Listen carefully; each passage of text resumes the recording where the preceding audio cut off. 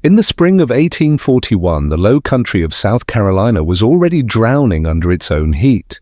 Spanish moss draped the oaks like mourning veils, rice fields shimmered with swamp water reflections, and the Combe River crept sluggishly through Collatine County.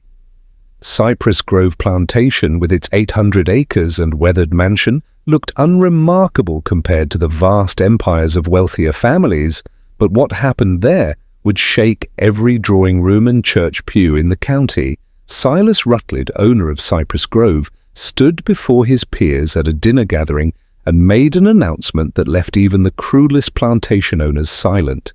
His daughter Catherine, 28 years old and weighing over 260 pounds, would no longer be under his household's authority. Instead, she was being placed under the complete control of one of his enslaved men, a man named Ezekiel Cross. He presented this not as punishment, nor as charity, but as a permanent arrangement. Ezekiel would govern her life, her treatments, her actions, as if she were his ward, or worse, his property. The murmurs around the table were stunned, scandalized, but Silas's tone was firm, calculated, as though this decision had been weighed in a secret balance no one else could see. The scandal was real, but the truth behind it was darker. Silas was no ordinary planter chasing respectability. He was bound by debts and by loyalty to a secret brotherhood of 13 men, the Brethren of the Harvest. These men cloaked their savagery in ritual, mixing scraps of old European occultism with fragments of African spiritual practices they twisted beyond recognition. They told themselves they fed the land with sacrifice, that their cruelty was the natural order, that their wealth came from more than soil and sweat. It came from blood. Silas owed them money, but more than that, he owed them proof of loyalty. The letter that arrived in early April had made it clear his debts would be erased if he humiliated his family, if he placed his daughter beneath the authority of a slave, if he proved his willingness to desecrate the very social hierarchy that Southern society clung to. For Catherine, this meant her life, her dignity, and perhaps her very body were bargaining chips in a man's pact with darkness. Catherine had been whispered about for years. The county called her hysterical, unstable, unfit for society. They pitied Silas for being saddled with a mad daughter, though the whispers always carried a hint of cruelty. What they did not know was that Catherine's so-called madness had roots in something far more real. At 12 years old, she had stumbled into the cellar where her father and his brethren gathered. She had seen them slaughter a woman on a wooden table, carve her body as though it were meat, drink from her blood, and toast their prosperity. For years after, she could not stop screaming about it. Doctors were summoned, prescribing mercury tonics and laudanum. She was drugged until her body swelled, her mind clouded, her hands trembled. They said she was ill. In truth, she was poisoned into silence. Her attacks of violence, striking her father with a letter opener, throwing objects across her room, were less madness than bursts of sanity breaking through her chemical fog. When Ezekiel Cross arrived at Cypress Grove, carried in a wagon, under the guise of being a new purchase, Silas introduced him with cold brevity. A man of 33, tall and broad-shouldered, skilled in carpentry and herbal medicine, supposedly obedient and quiet. On paper, he was nothing more than another piece of property, another name in Silas's ledger. But Ezekiel carried his own ledger, though invisible. 3 names written in a child's uncertain hand: Sarah, Benjamin, Ruth, his wife and children, sold years ago by Silas himself. Sold not for profit, not for debt, but as an act of loyalty to the brethren, to prove his heart was cold enough to sever a family without reason. Ezekiel's family had been worked to death in Alabama, their lives extinguished like candles in a storm, and he had followed rumors, maneuvering himself closer to the man responsible, until finally he stood on Cypress Grove soil. He appeared docile, but beneath his calm eyes lived a rage sharpened into patience. That night, after the guests had left, after Catherine was locked once more in her shuttered room with bottles of poison masquerading as medicine, Ezekiel sat alone in his small cabin. He unwrapped the cloth bundle he carried and stared at those three names. He had come for justice, not in the courts, not in the laws of men who valued cruelty as virtue, but in the only justice still possible, blood for blood, ruin for ruin. Silas thought he had chosen a docile caretaker for his daughter. Instead, he had brought a man who would unravel everything. And Catherine, broken but not destroyed, might yet become his fiercest ally. Catherine Rutledge's chamber was a mausoleum of decay. Heavy curtains suffocated the light, glass bottles littered the floor. The air was thick with the bitter-sweet tang of laudanum and mercury. When Ezekiel entered her room for the first time, he found her slumped in a chair near the dead fireplace, hair tangled, face swollen, her dressing gown stained. She turned her eyes toward him, and in that first meeting, he saw both madness and clarity warring for dominance. "Another doctor?" she slurred bitterly. "Another liar with poison in his bottles? Tell my father I won't drink it, I'll die first." Ezekiel did not flinch. His voice was calm, steady, careful. "I am not a doctor, miss. My name is Ezekiel. I was asked to care for you." Catherine laughed, a jagged sound. "Care? They mean chains. They mean silence. They mean forgetting." She staggered to her feet, trembling, her eyes wild. "You don't know what they do in this house." He had not expected such a direct opening. For weeks he had rehearsed, playing the role of loyal caretaker, but Catherine's outburst pierced through the mask. "No, miss," he answered softly. "I do not know, but I know poison when I see it. I know a body broken not by illness, but by something done to it." That caught her attention. Her shaking hands stilled for a moment. She looked at him as though seeing him properly for the first time. "Who told you that?" she whispered. Ezekiel met her gaze steadily. "No one. I have eyes. I know what mercury does. I know what laudanum does when poured into a person year after year. They are killing you so you cannot speak." Catherine swayed, her lips parting. For years she had been told she was mad, delusional, broken. To hear another voice, even from a slave, echo the truth she had buried, it rattled her to her core. "Then you know," she said, voice trembling. "You know what I saw?" He did not ask yet. He only drew the curtains wide, letting in sunlight that Catherine flinched from like a ghost. "When did you last breathe fresh air, miss?" he asked. "When did you last walk outside?" She began to weep, not the wild screams of hysteria, but slow, shuddering sobs. "I can't," she said. "I'm too weak, and if I try, he stops me." Ezekiel stood quietly, neither touching her nor recoiling. "I will help you walk again," he promised. "But first, you must trust me enough to let me take away their poisons."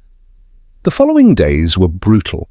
Ezekiel began tapering her laudanum, replacing it with herbal tinctures he brewed from plants he foraged, chamomile to calm her stomach, valerian to help her sleep, milk thistle to ease her liver's burden.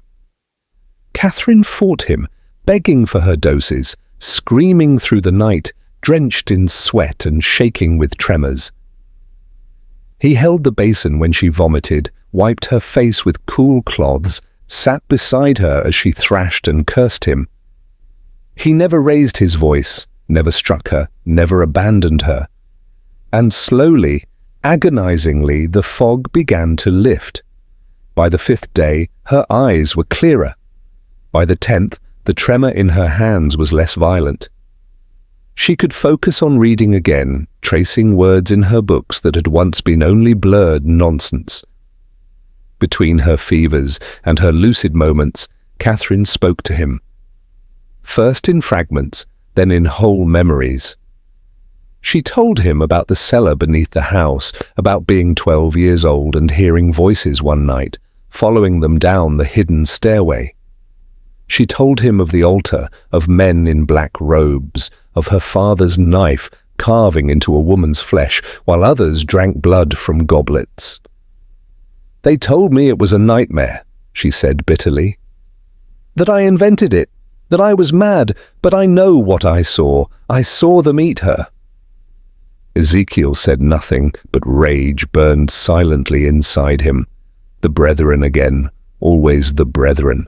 Catherine's anger, once thought madness, revealed itself as clarity sharpened by years of torment. She told him about the journal she had been secretly keeping, coded notes of when her father left the house, the guests who arrived at strange hours, the muffled sounds beneath the floorboards. "They think me mad," she said one evening, her hair now neatly combed, her voice steady. "But I remember everything, and I want them all dead." Ezekiel looked at her and understood. This was no fragile victim, but a woman who had been waiting for her chance, and perhaps fate had finally given her an ally. Their pact was born not from trust, but from shared fury. Catherine wanted vengeance on her father and his brethren. Ezekiel wanted justice for his wife and children. Both knew silence would mean death, but alliance could mean power. As the days passed, they began planning in whispers, sketching out what had to be done. And for the first time in 16 years, Catherine felt something stronger than despair. She felt purpose. They moved like conspirators in a house built for secrecy. Catherine, newly steadied by Ezekiel's ministrations, sketched the cellar's layout from memory, while he memorized household rhythms. The times servants cleared the dining room, the hour the carriage rolled down the drive, which doors creaked and which remained silent. Each night they whispered strategies by candlelight, how to find the hidden panel behind the pantry wall, where the inner chamber lay, what to take and what to leave. Catherine translated passages from her coded journal, pointing out names and dates, the cadence of rituals, the way the brethren scheduled gatherings to coincide with planting cycles and harvests. Ezekiel copied what he could, his hand trembling not from poison now but from fury. The ledger was the prize. If they could expose that ledger, its names, its dates, the grotesque experiments and lists of victims, no single man could hide behind privilege. The ledger proved complicity.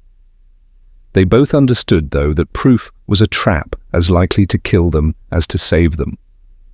A ledger in their hands might be dismissed as the ravings of a madwoman and a slave unless they moved decisively, smartly.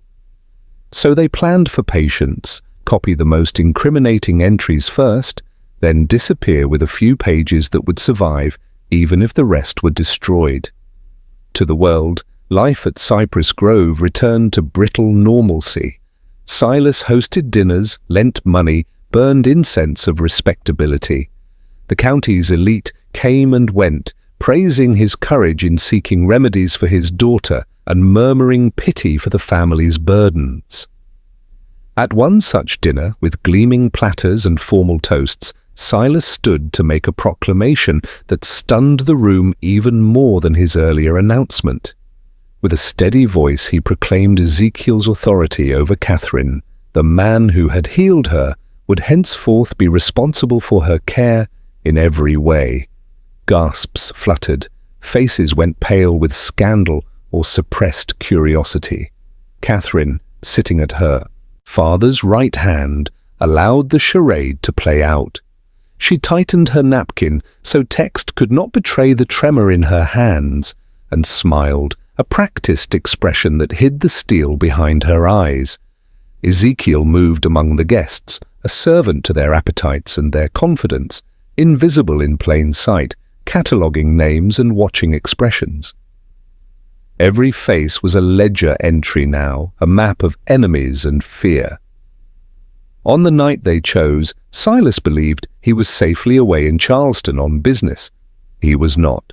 He had never trusted Catherine's recovery and had arranged to watch the house from a distance, hoping to catch any foolishness. But his arrangement could not prevent the quiet. Catherine and Ezekiel entered the kitchen after midnight, when only the cook and 2 house slaves tended coals. The pantry panel yielded with a practiced pressure, revealing the narrow stair and the smell of old earth. They descended into the cellar, the lantern's wick a small, stubborn star in a cavernous dark. The main chamber swallowed their light. The air tasted of smoke and old ceremonies.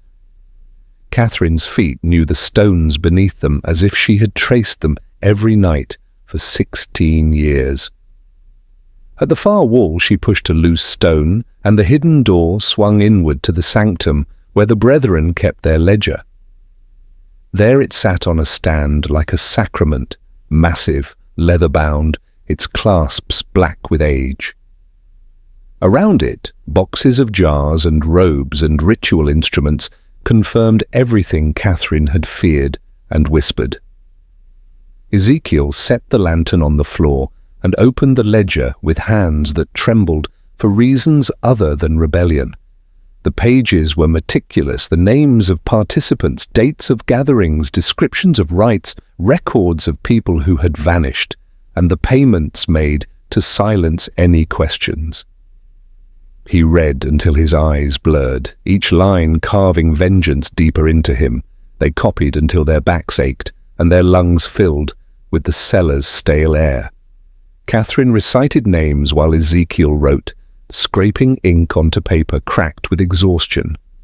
They had nearly completed their task when heavy steps thundered above them, Silas, and not alone. The door burst open and men flooded the chamber, robes and faces familiar from Catherine's coded notes. In a breath, the plan twisted into betrayal. Silas' face was a mask of triumph. He had suspected the theft and had set a trap. Before Catherine and Ezekiel could scramble, strong hands seized them and cold metal bit their wrists. They were dragged from the chamber into the study where the brethren gathered like a jury of avengers. Silas, standing at the head with a terrible calm, framed the moment as proof. His daughter and an insubordinate slave had been caught desecrating sacred practice. The brethren debated not long. Silas offered Ezekiel a choice: join them as an associate to gain revenge and protection, or die with Catherine and be erased. The offer was obscene, a necklace of promises threaded through with poison. Ezekiel's jaw worked under the grip of the men holding him. He heard Catherine's voice low and steady beside him. No bargain, no surrender. In that heart-stopping instant, with the ledger and the plan and months of fragile hope exposed, the boundary between vengeance and survival narrowed to a single decision. June 3rd arrived, and with it, the night that would decide everything. Ezekiel had played his part well in the weeks after their capture.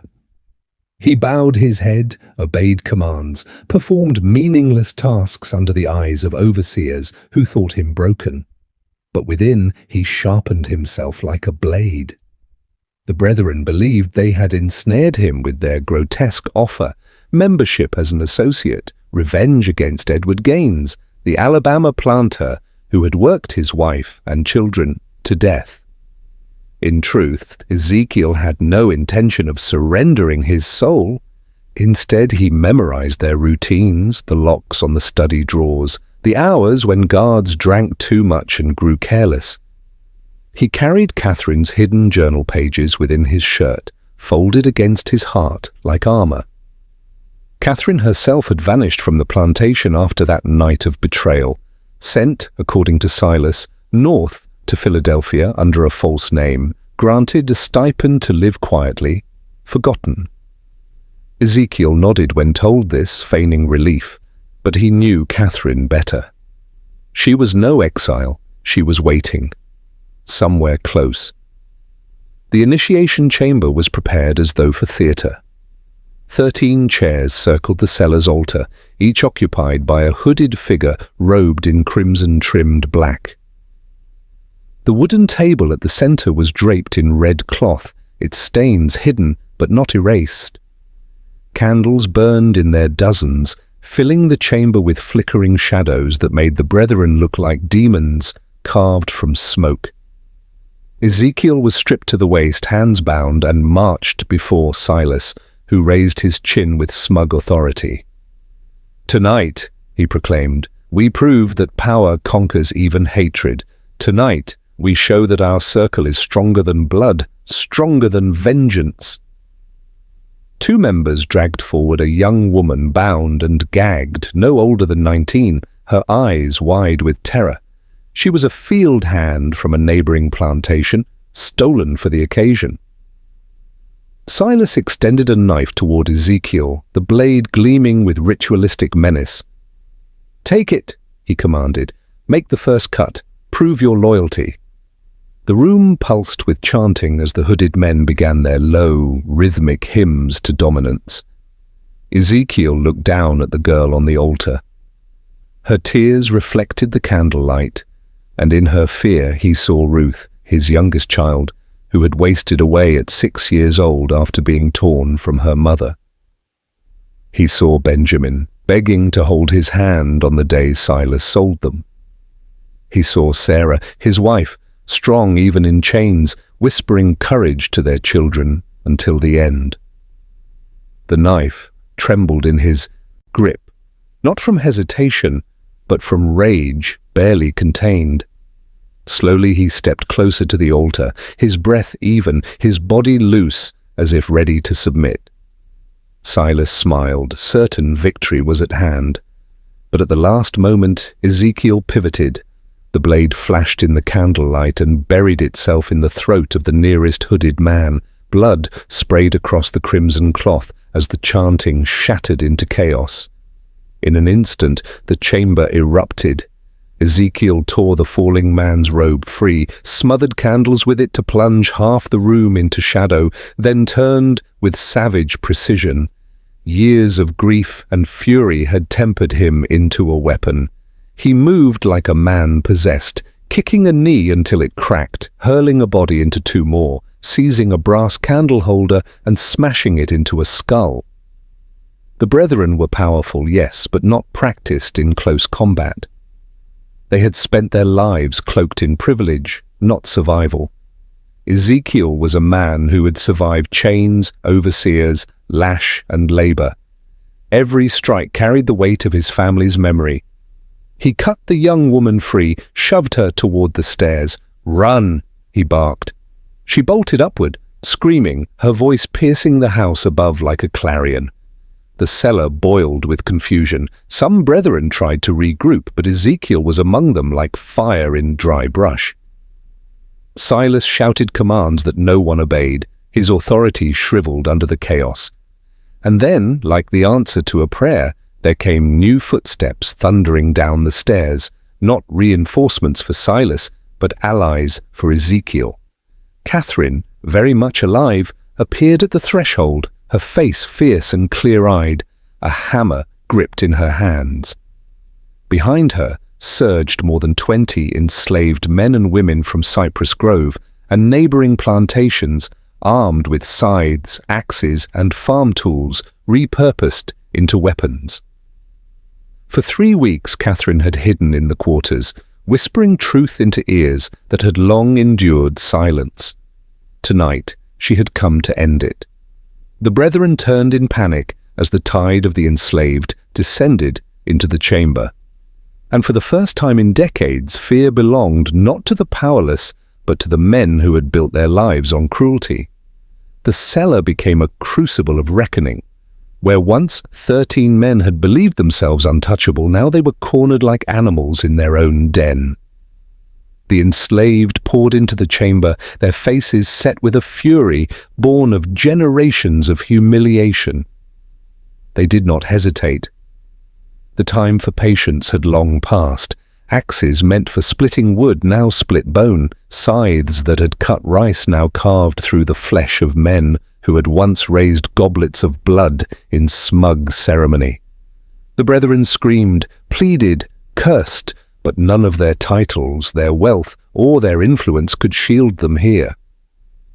Judge Palem fumbled with a pistol, his hands trembling too badly to aim. Before he could fire, a hammer swung by a woman named Judith crushed his skull with a single blow.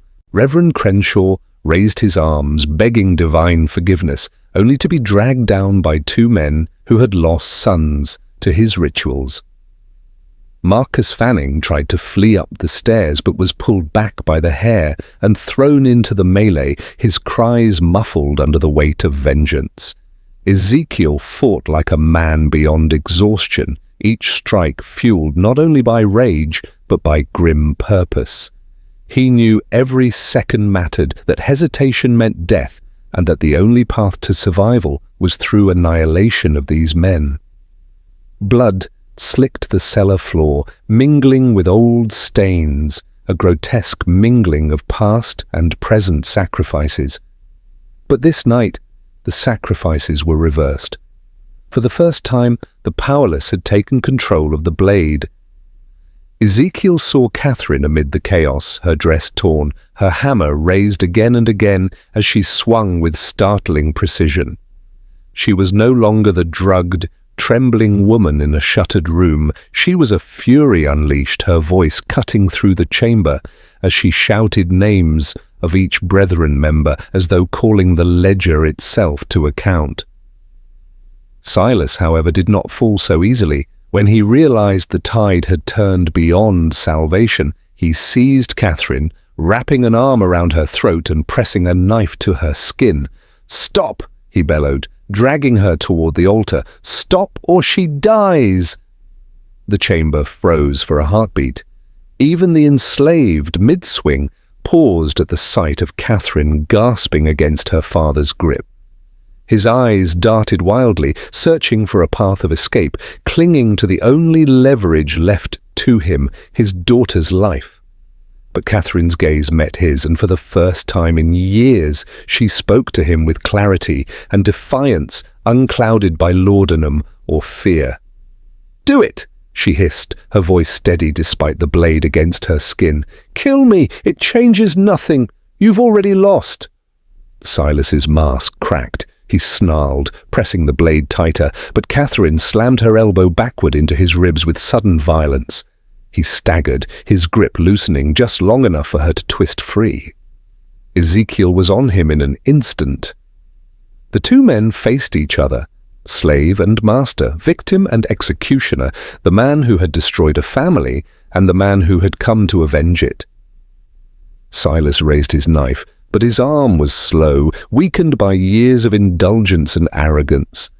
Ezekiel's strike was swift, driving the stolen blade deep. Silas choked, eyes wide with disbelief that his end had come not from fellow aristocrats, not from war or plague, but from the very man he had dismissed as property. Ezekiel's voice was low, almost a whisper, as he held Silas's gaze. "You sold them for nothing. You smiled while my children cried. There is no forgiveness for that." With one final thrust, Silas collapsed onto the blood-soaked earth of his cellar, the altar behind him like a cruel monument to his sins. The battle raged for only minutes more before it was finished. One by one, the brethren fell until silence reclaimed the chamber, broken only by the labored breathing of the victors. 13 men lay dead, their robes torn, their bodies sprawled, where they had once stood in smug authority. Catherine leaned against the altar, her face pale but her eyes burning with something close to relief. Ezekiel stood beside her, chest heaving, blood dripping from his hands. Around them, the enslaved who had risked everything for this night looked to the pair for guidance. They were no longer just participants in vengeance, they were witnesses to history. For the first time, the ledger of power in Collatine County had been rewritten, and it was written in blood. But as the rush of battle subsided, grim reality returned. The bodies in the cellar, the smell of smoke and blood, the inevitable questions from the plantations nearby, none of this could remain hidden for long. Catherine, her voice hoarse but firm, spoke the words that froze Ezekiel's heart. "We burn it, all of it. The cellar, the house, the ledger. We burn everything." Ezekiel stared at her, torn between the desire to keep the proof of the brethren's evil and the knowledge that evidence could doom them all. He thought of his family's names recorded in that book, their suffering reduced to 3 lines of ink. He thought of the chance for the world to know the truth. But Catherine was right. Truth in the hands of Charleston judges would be twisted, buried, and turned against them. Justice had already been served tonight in the only way the powerless were ever allowed to claim it, and so the plan shifted. The fire would become their cover, their absolution, and their escape. They set the cellar alight at dawn, hands steady despite the tremor of adrenaline and the weight of what they were about to erase. Oil soaked into the cracked stone, and wood like a slow poison.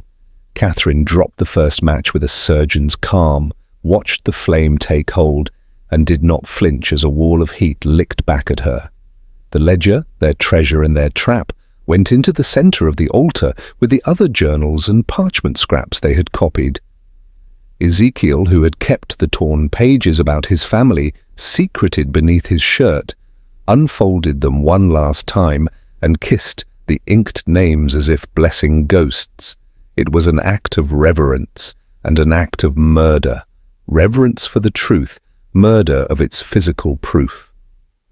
The blaze climbed quickly in the suffocating subterranean air, turning black leather into white ash and shredding ink into smoke that carried the brethren's records up through the house and into the sky where no man could read them again. Above, they piled kindling, carted oil-soaked cloth through the rooms, placed pots and timbers to ensure the blaze would spread in the way they planned. Then they backed away, silhouettes against the orange wash, and walked into morning as the house behind them gave up its secrets to flame. The sound of the fire was a kind of absolution, a crackling hymn that swallowed denial and arrogance alike. People came, neighbors, overseers from surrounding plantations, men who smelled smoke and thought only of property. They found the main house already an inferno, the cellar gutted and smoking, and the official story that would be told so easily slid into place. An accident, a candle knocked over, tragic losses. It was a convenient narrative because it allowed the county to grieve publicly while keeping its private sins intact. Catherine was reported among the dead in the official announcements. Her name was folded into eulogies and sympathetic letters that praised a life lost to tragedy and poor health. Ezekiel was spoken of in whispers as sold away in the confusion, a man whose record suddenly vanished in the ledger of transactions. The plantations that had been home to the enslaved people of Cypress Grove were dispersed by sale and rumor. Some men were shipped south, families split as if punishment must follow justice. But among the people who remained, a different story took shape. In hushed kitchens and porches, in churches and at gravesides, the truth of that night traveled in fragments, not written in court records, but in the marrow of survivor memory. They spoke of the woman who had reclaimed her mind and destroyed the men who had eaten their neighbors, and of the slave who had cut the throat of a gentleman and freed a captive girl. These stories were dangerous. They circulated like contraband, passed from hand to hand, hidden in lullabies and jokes. Catherine and Ezekiel did not vanish into myth immediately. They split at the edge of what had been Cypress Grove, choosing paths that matched their burdens. Catherine headed northward, supposedly on a carriage that would take her first to Charleston and then to Philadelphia. In truth, she traveled disguised, a woman who had shed fragile identities and assumed resilience like armor.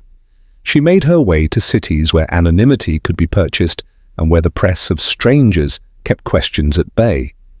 Ezekiel took a different route, west and away from the plantation's familiar sightlines, toward communities where the color of one's skin was as little a passport as it had been in the South, but where a man with his knowledge could vanish more easily among the frontier's promise. Before they parted, they buried a handful of truths. Ezekiel slipped the pages bearing the names of his wife and children into the seams of a trunk he left with a trusted friend bound for a different county. Catherine, who had the advantage of former status and education, encoded her own account in a cipher she thought could survive generations. They swore to never seek public redress, knowing the law and social machinery would most likely turn their testimony into another tool of oppression. Instead, they chose quiet guardianship, records hidden, memories passed mouth to ear, tiny embers of truth that might someday find oxygen in a future that would hear them without fear. The immediate aftermath displaced many lives. Neighboring plantations sold off people to settle debts triggered by the fire. Some men were taken to Alabama, some families scattered. The official inquest pinched the story into neat legal terms: accidental conflagration, unfortunate companions, and closed the book. But within the black communities across Colleton County and beyond, the consequences were different and enduring.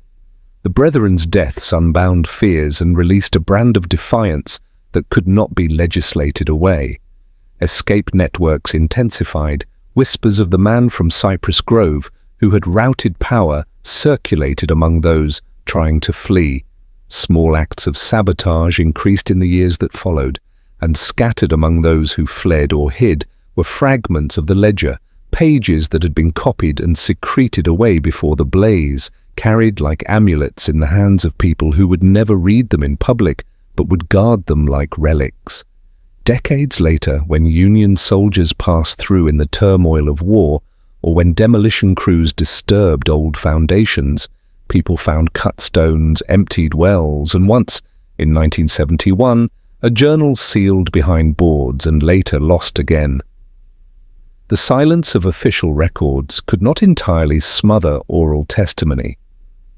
Stories persisted, bent by time and retelling, but always carrying the kernel of what happened.